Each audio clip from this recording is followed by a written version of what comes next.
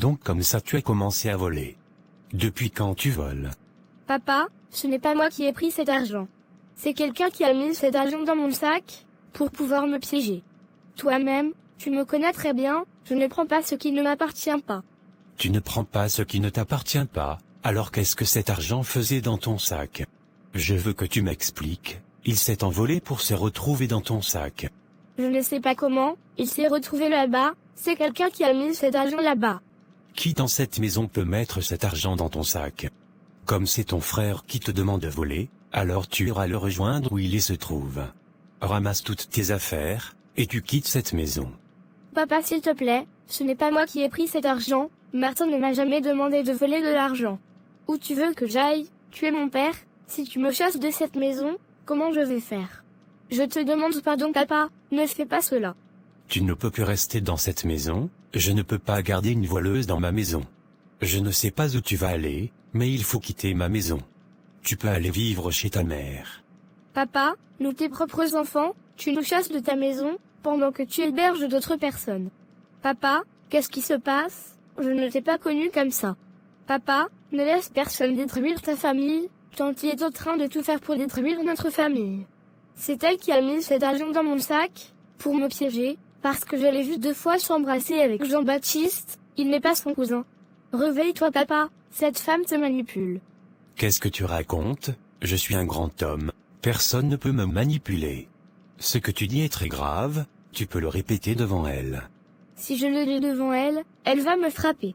En plus d'être une voleuse, tu es une menteuse. Tu ressembles vraiment à ta mère. Bref, assez bavardé, je pars au travail, à mon retour je ne veux pas venir te voir ici. Papa, je te dis la vérité, crois-moi s'il te plaît, cette femme ne t'aime pas. Donc tu fais maintenant la jalousie de ta mère. Comme je t'ai dit, je ne veux pas venir te voir à mon retour. Prends tes bagages et quitte cette maison.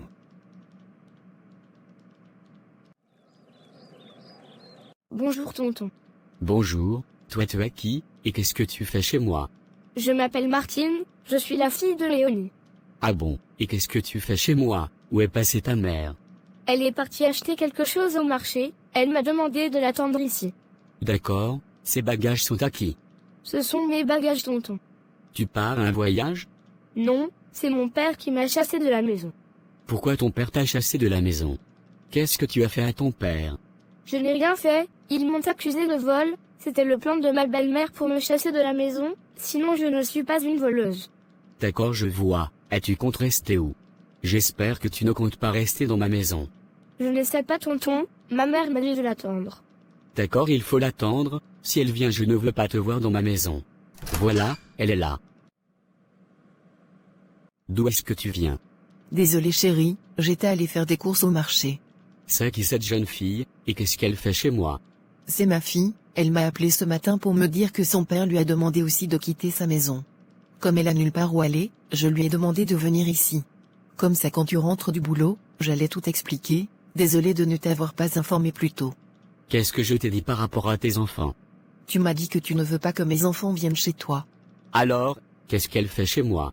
C'est ce que je viens de t'expliquer comme ça, son père l'a chassée de la maison. Donc si son père l'a chassé de la maison, c'est chez moi qui est un camp de réfugiés. Écoute, je n'ai pas envie de trop parler, demande à ta fille de partir de chez moi, à défaut vous deux vous partez de chez moi.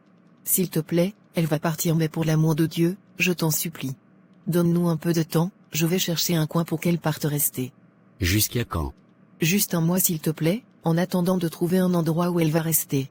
C'est une petite fille, c'est dangereux pour elle, de rester dans la rue. Fais-le pour l'amour de Dieu s'il te plaît. Tu as bien dit un mois? Oui, juste un mois s'il te plaît. D'accord, elle peut rester juste pour un mois, pas plus. Merci beaucoup mon amour. Merci beaucoup tonton. Je t'avais dit que c'est un petit problème, désormais nous sommes libres. J'ai confiance en toi, quand tu dis, tu fais. Je pense que nous devons penser à l'avenir, parce que tôt ou tard il saura la vérité, et nous allons tout perdre. Alors qu'est-ce que tu proposes? Si tu connaissais bien, j'aimerais que tu l'obliges à mettre ton nom sur tous ses biens. À ouvrir aussi un compte en ton nom, et qu'il puisse mettre de l'argent là-bas.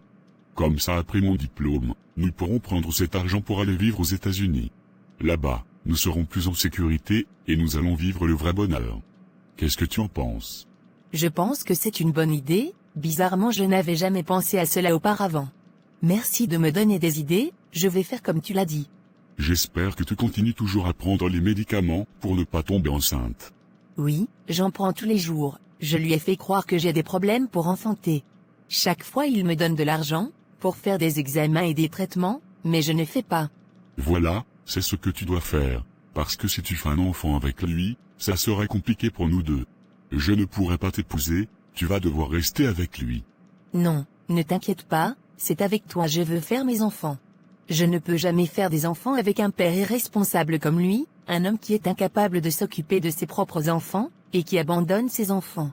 Imaginons fait des enfants, et demain on se sépare, c'est la même chose il fera subir à mes enfants.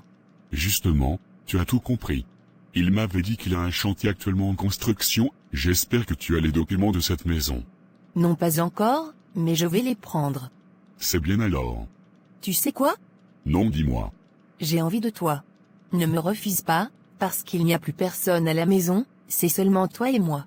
À cause de toi, je refuse de coucher avec lui actuellement. D'accord, c'est compris. Va bien fermer la porte, et tu reviens. À vos ordres mon commandant. Qu'est-ce qui se passe? Qu'est-ce que tu as, mon amour? Je n'ai rien, laisse-moi tranquille, je n'ai pas envie de te parler. Qu'est-ce qui se passe? Qu'est-ce que j'ai fait encore? Tu m'as demandé de renvoyer ma fille de la maison, c'est ce que j'ai fait, alors c'est quoi le problème? Tu ne connais pas le problème. Non, dis-moi, je suis prêt à t'écouter. Je suis ta femme, ou bien je ne suis pas ta femme. Tu es bien ma femme, y a-t-il un problème encore? Je ne suis pas ta femme, si j'étais ta femme, tu allais me montrer tous tes biens, et mettre tes biens en mon nom. Parce qu'on ne sait jamais si tu meurs aujourd'hui, comment moi je vais faire.